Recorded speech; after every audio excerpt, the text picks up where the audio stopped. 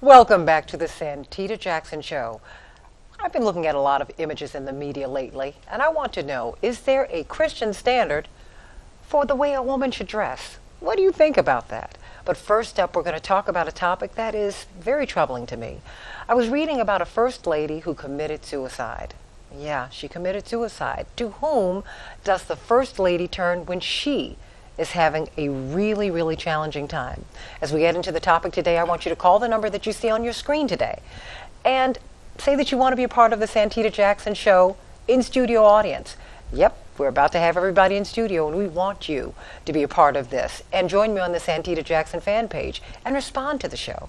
But in the meantime, let's talk about this First Lady and suicide and mental health. How do we deal with that in the church? Attorney Linda Bernard, noted civil rights lawyer, noted family attorney.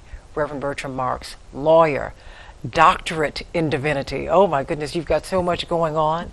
And best-selling author and Fox News political analyst, Angela McGlowan, the author of Bamboozled. I want everyone to get that book. Thank you. First Ladies in Suicide. Let me go to you first, Reverend Marks, because Reverend Marks, you are a minister.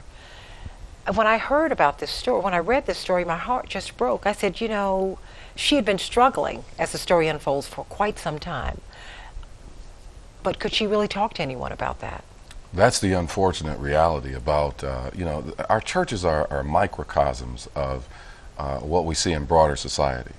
And unless you're in the role of that First Lady position, it's really difficult to understand what they go through. There is a standard of excellence, infallibility that is associated with that position. The First Lady is always expected to be rosy and cheerful and encouraging to others. And you're right, you know, there are so many burdens that are associated with living in a fishbowl. Having watched my mother do it and now my wife and others, it is imperative that we remember that I don't care what you're leading, whether it's the country, whether it's an organization, or whether it's a church, everybody needs an outlet from being on, so to speak, being in that position where you're in the fishbowl. Everyone needs an outlet. And I think it's very telling that the result of this particular First Lady's pain was to take her own life. That is a tragedy that is avoidable, and we have to give people room to be human and understand that you cannot feed the needs of others all of the time. There comes a time when ministers and ministers' wives need to be ministered to. And the way that happens most effectively is when we remove the stigma of seeking mental health supports. If you break your knee, you go see a physician and they treat it. They put a cast on it. Well, when you have an emotional or mental breakdown, or you're close to that, there are therapists who are available to see you, talk with you, and help you through it. We just have to remove that stigma that's associated with it. And the challenge is dealing with that stigma. If you do have an emotional problem, if you are depressed, how will society see you? And secondly, with healthcare challenges today, how do you pay for it? Can you imagine being depressed, living in the inner city, and you don't have access to medical care to get medication or to go to a therapist? So we have some challenges in our community, not only dealing with the stigma of mental illness, but also having access. But paying for it. Exactly. Attorney Bernard.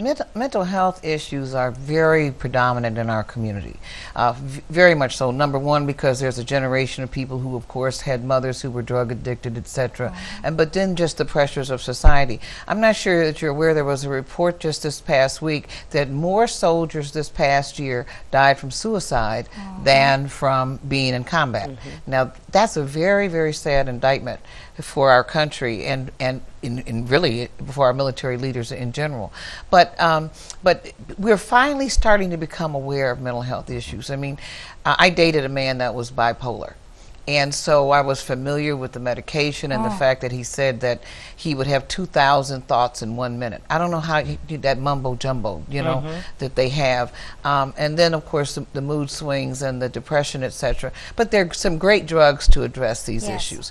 particularly depression. And for women, there's this drug called sertraline that sort of just raises your mood. You know how you sort of weepy all the time, or everything upsets you, or you're crying. I mean, and it's just because the endorphins in your brain are not firing like they should, or you don't have enough selenium in your bloodstream, which you tend to lose actually as you age. And so these kinds of things can just sort of level you out. So everything, you're not crying immediately all the time. But do you think, but I mean, in church, within our church community, I mean, we are anti-drugs. Yes. But not anti-medication. Yes. Right? Yes. But I mean, we're anti-prescription as well. You don't need a pill to make you feel better. It's going to be all right. If you're suffering from post-traumatic stress or postpartum depression, don't I have a friend who committed that. suicide. Pray on it. Postpartum depression, it went unaddressed. Makes no sense. There's almost a inherent conflict between relying on prescription drugs or other treatments rather than relying on the biblical prescription that's offered. And what we have to do is find practical balance. Exactly. We cannot make Christianity something that is fanatical. It has to be a practical implication or application to your life. And when it comes to mental health, being in touch with yourself, there are examples in the Bible of individuals who did not have their faculties. The man who was who was in chains, who was in the cemetery, who was bound up and forced out of society. He was forced out of society because they did not know what to do with him.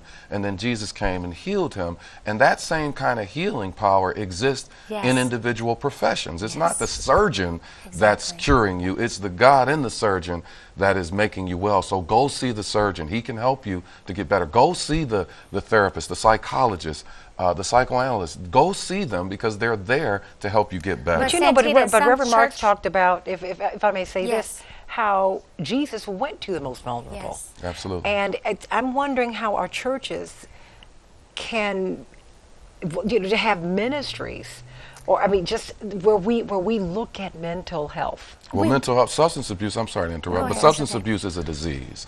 And I watched my father, who's 85 now and retired, but I watched him throughout his ministry. He was bivocational. He was a master's level social worker, clinical therapist, and he had, as a part of his ministry, both the helping to eliminate social problems, that social problem being addiction. He had that as well as trying to save souls from the pulpit. So I think we all have to look at those kinds of examples. That's ministry. We have to meet people where their needs are, and we have to treat those needs as holy. And when we do that, then we're able to cover a multitude of ills, of problems, of difficulties that exist in our society. Angela? Well, what I was going to say, you have certain church circles that believe people who have mental illness, who have addictions, is more demonic rather than dealing with the actual problem. And as the doctor said, you have certain ministries, certain professions that God gives you that. That's why that is your ministry. So I think we need to have education and understanding, because again, if a person has postpartum depression, or if they're bipolar or manic depressive, you have certain circles in our community, they don't believe in medication. You need to purge that demon out. And they are church-going people, well-meaning people. I mean, because when I read this story, and I thought about so many other people who have really been, they have been steeped and seeped in the Word. They have been active churchgoers. They're part of the community, but then something happened. Everything came apart. And I'm just wondering, and particularly in a woman's case, because a woman is the backbone of the family. When you are steeped in just in the teachings of the Bible. Exactly. You have to listen. The virtuous woman is not supposed to have problems, right? And that's not true. No. You have to listen carefully to people, whether they're women or men, what they're saying and what they aren't saying. I mean, life is very complicated right now, and the smarter you are, the easier it is for you to hide it.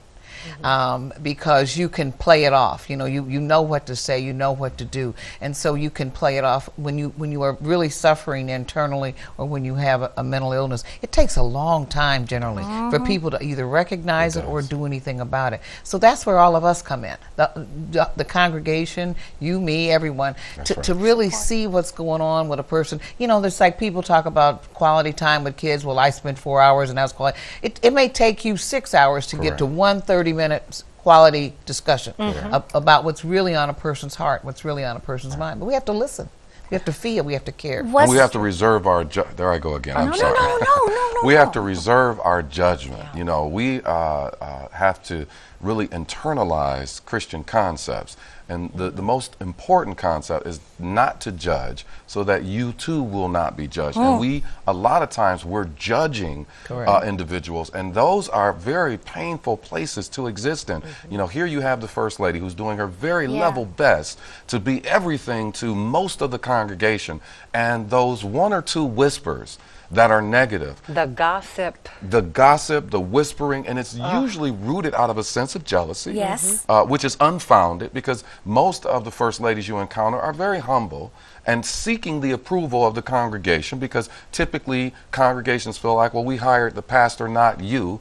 And so that dynamic causes them to immediately embrace humility. And in spite of that, there's this negative whisper that follows them. And that can be a very painful place for anybody to be, male, female, First Lady, or congregant. We have to be mindful of how we're judging people and the effect that judgment has on them, not only with adults, but especially with teenagers. We're seeing a lot of suicide amongst teenagers because they're being harassed, they're being judged, they're being criticized, mocked, and ridiculed by their peers. And that is a very painful thing to do, and it creates a very painful sensation in the person that's being done to. Well, I would say, you know, as we begin to close this segment out, what can we do moving forward? So that we can create a community in which people, when they're in trouble, they have a safe place, a safe haven, you know, a place where they will not be gossiped about, where they will not be condemned, not just judged, but condemned, because, boy, we nail folks up on the cross on a regular. I mean, what can we do? Because this suicide, unnecessary. The only way that we can eradicate ignorance is through education, and we need to remove the stigma of mental illness, number one. Number two, people who are not of means need to have access to be able to get those medications and counseling. Yeah, I've got to tease you. Perhaps you are now supporting Obamacare. No. Oh my God. Well, I don't. Well, I'm going to give this to you, Linda, before we give Pastor Mark. Suicide is a very selfish act. You quote, relieve yourself, but you leave so much pain and destruction behind for your family, for your children, everyone. And but the key comes back, as I said earlier, I think, to listening, to being aware, to hearing what's not being said. And it could be that, you know, women are humble in the church and First Ladies, and it could be that they want out of life. They want out of the world. It may not even have that, you know, have anything to do with that. You just don't. The mind is very complex. People are very complex. But it's important that you have someone that you can talk to and be yourself, where you can take the mask off. And I just need to add, I support the concept of Obamacare, just not the process. Look, no, I just want to set the record straight. I'm teaching you because you know what, you already said that you want everybody to have access and have the means. Quality so, you know, access. Quality access. When we're on Fox News, you know, we tease well, each you other brought it up there. You brought it up there, Santita. Okay, all right. But you know, Gotcha. but you know, it really is about providing for sure. everybody so that they can have the means to get well, because isn't that God's will? That is God's will. I think that God wants all of his people to be healthy. Yes. And one way that we can get there is to utilize the resources that exist to get us better. If you sprain your ankle, you go and get a cast on your ankle. When your heart is wounded, you have to seek help. So one of the things in terms of solutions that I think, whether you're a First Lady, whether you're a member of the congregation, or whether you're just an average person who doesn't even attend church, one of the things that you have to do is find a group of people with like circumstances and share with them. That is the best medicine, is sharing. Get it up and out of you and share with others who have a similar experience. And that is the final word. We'll be back with more in just a moment. Being your best self.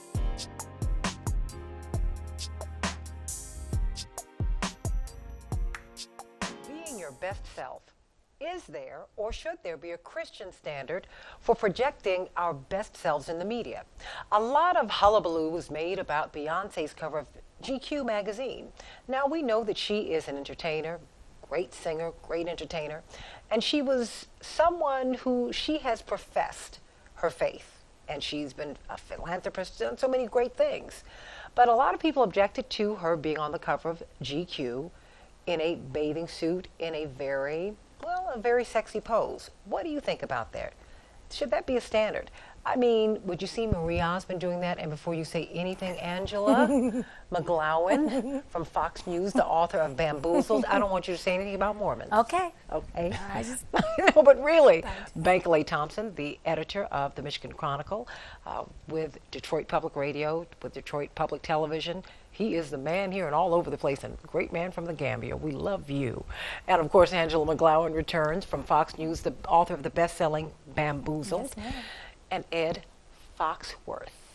Just kidding. Foxworth, of course, great man in media. Of course, we've all loved you on CBS here in Detroit, but we're seeing you many other places now. We love that, Cha-Cha. So, well, talk to me. I mean, Angela, you know, I want to go to you first, because as a woman in media, yes, everyone has, you see women on television now who present the news. Right. They don't look the way Barbara Walters did 20, 30 years ago. No. Everybody's kind of, you know, sexing it up, if you will. I mean, I hate to put it that way, but, you know, it seems like that's what's happening. Santita, I helped pay my way through school by modeling. I did beauty pageants and come from a Christian family. And my mother said, never compromise your integrity and never go along to get along. Because you're going to make it. But at the end of the day, the softest pillow is a clean conscience. So the bottom line is this. Even working in the media today, I have certain standards. And the people that I work with, either they're going to accept those standards or not, and we're not going to work together. But I'm not going to compromise how I look and what I wear to satisfy the status quo. Once you start doing that, you lose yourself. Now, I can't judge Beyonce. She is an entertainer. But you and I working in the media, it's newstainment, like entertainment. Now it is, yeah. And you have to have a certain standard. So even where I work, we get free wardrobe. But I let them know that they have to satisfy Miss Alberta and Mississippi. So no your legs. Mother. That's Miss Alberta. And the wardrobe lady said, well, you know, is that your buyer? Is that your dresser? And I said, no, that's my mama. And there's certain things that we don't have to show. And one time I was on with you, and I had on a dress that I had not tried on before. And Mama said, that young lady's so intelligent, but baby, don't show your bosom. Oh. Do you see what I'm saying? So you don't have to Yes. do that to be able to get your point across. Bankaley, you are an editor. Who makes these decisions about what's projected? I mean, Well, that's why. or is there a decision made, or am I just, No, you're being right. I mean, conspiracy-minded? It's the editors who make the decisions. I mean, they're the gatekeepers in the media. You know, they decide in that No, editorial. you're the gatekeeper in the media. Don't they you put decide- yourself on that. They decide who is making that decision and how, what's going to happen on the front page, what's going to be on the cover of the magazine. But I think the subject also has control of that, because like Angela indicated, you know, if you lay the standards, indicate what's in line with your identity, there are certain things you can compromise. Because Well, at the end of the day, do your values drive what you think? Oh, yes. Your yes. own values do no as, doubt. as an editor. They drive what I do. They inform what I write. They inform what's the reflection on the front page of the paper. You know, I can't push something that I'm ideologically opposed to or not comfortable with. So my values have a lot to do with what I do. I mean, when I write, it's, you know, my personality comes out, my experience comes out, but my value system also, you know, permeates at every level of, you know, what we do. So I think it's significant. But again, the subject, whether it's Beyonce or whoever it is, has control of that, because these are marketplace of ideas. It's a marketplace of product. So the product has control to determine to what extent he or she is willing to expose, to be exposed,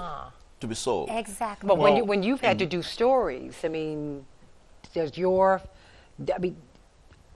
faith, Yes. does that control what you report, what you ask? I mean, It does, and then we always report back to people like Bankaley, Yeah. and The we go back editor? over here Yeah. to our editors and our floor directors and those people who say to us, what gets the ratings?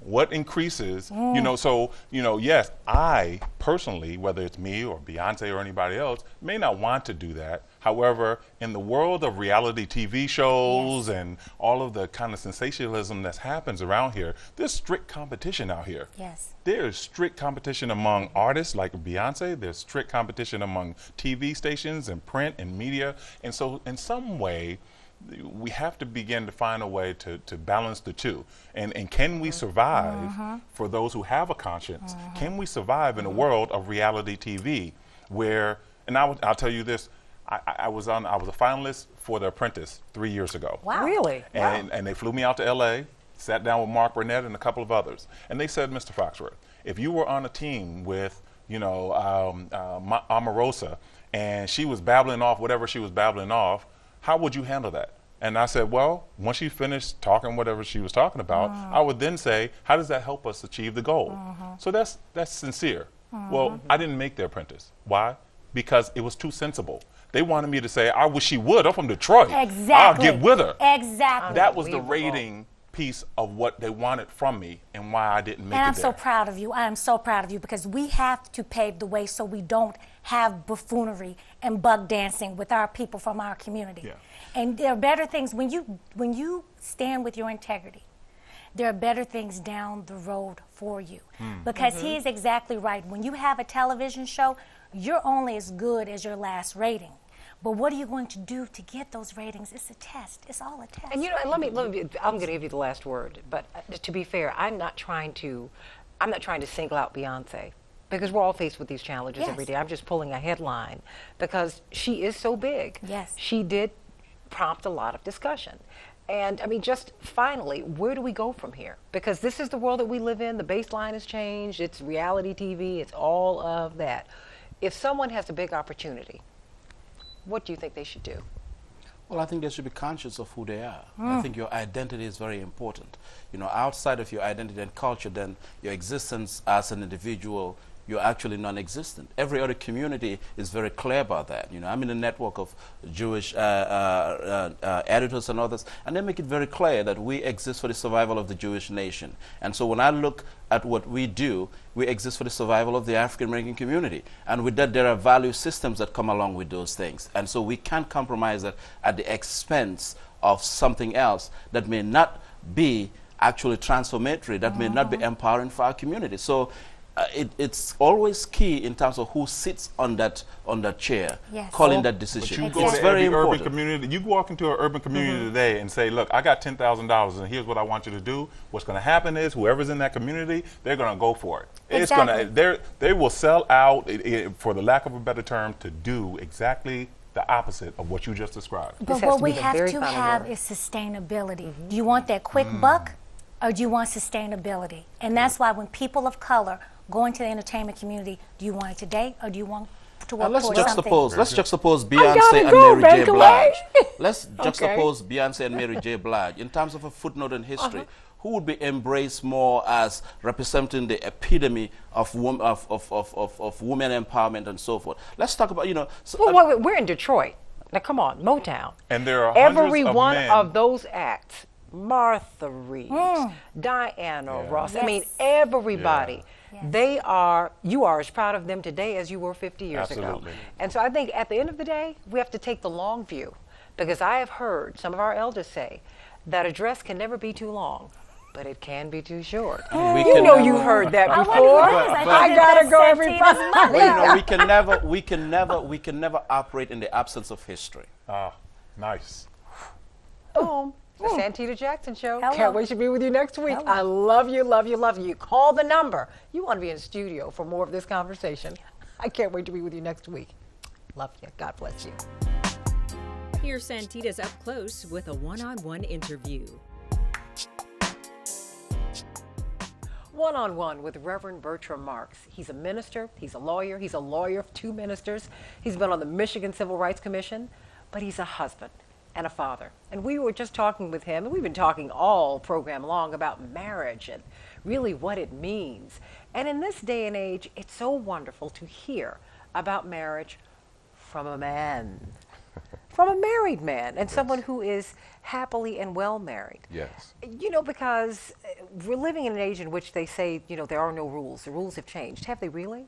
I don't think so. When it comes to the institution of marriage, it's something to be valued, especially in my life. And we have to be honest and practical about marriage. You know, What do you mean, honest and practical? because a lot of times people who talk glowingly about marriage give the illusion that marriages don't have ebbs and flows, and they do. You know, but when you are in love and when you are in respect with one another. You said in respect. In respect. There has to be respect. You cannot love somebody that you do not respect. And when you have love and respect, in those low times, you find a way to pull together and you find a way to work it out. And you define to yourself what it means to be married, and you say separation, divorce, those are not options. That we have, this is an institution we've built. It's an important institution, and we owe it to ourselves. No, let's not even get to the children. Let's not even get to the extended friends and family. Let's say what we owe to ourselves to work this out and make this work. There is no problem that's insurmountable if you are in love and if you are in respect. And I think it's imperative that you be under divine order, because Which then is? you, well, under divine order, meaning that you give over the mistakes to the higher power to redeem. It's not for me to forgive her. It's not for her to forgive me. It's for God to forgive us both. And if we function in that kind of love, where love is just like the Bible said, doesn't keep a record of wrongs. Because if you do that, you know, there's not a marriage out there that has not suffered some problems. There's not a marriage out there where there have not been wrongs committed. And I say very openly and honestly that I believe in my marriage that I've been more wrong than she has. She's been That's a great the answer. pillar, the foundation of our marriage. And I thank God. Do you think for women that. are structured to be the pillars and foundations of marriages? I think women are structured to be the pillars and foundations of society. I think if we had more women, and particularly African American women, because that's my context, I think if you had more African American women in leadership, you would see dramatic changes in the way things are done and the way things are handled. But maybe mature women. Absolutely. Because what we're seeing today, I don't think are the highest representations of our womanhood. Well, see, I'm not going to say that, because what I see my wife, Well, I see you. No, when I say that, and I'm not going to say that I'm an exception, I'm not. But I'm saying what's being projected today, what's being promoted, There's is always not the going- highest and best of us. You know, we don't, the Mary McLeod Bethunes in us, Sure. who still exist, that's not being promoted. The Ida B. Wells, that's not being promoted. The Diana Rosses are not being promoted.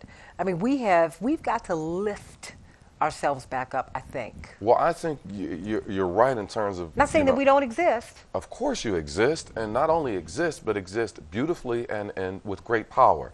What it takes are the micro conversations. We have a tendency to look at things from a macro perspective. If you have a question, an idea for a show topic, or just want to leave a comment, log on to Facebook and visit the Santita Jackson fan page. And don't forget to follow her on Twitter at Santita J.